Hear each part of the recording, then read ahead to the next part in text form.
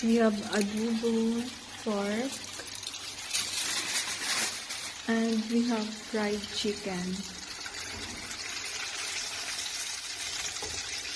Wow. So I still cooking, and also I wait to put the oil for lumpia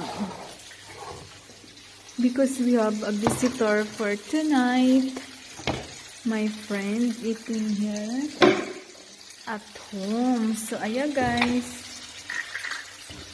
that's why I put the oil for lumpia. We cook lumpia. We need a little more because the lumpia is too much.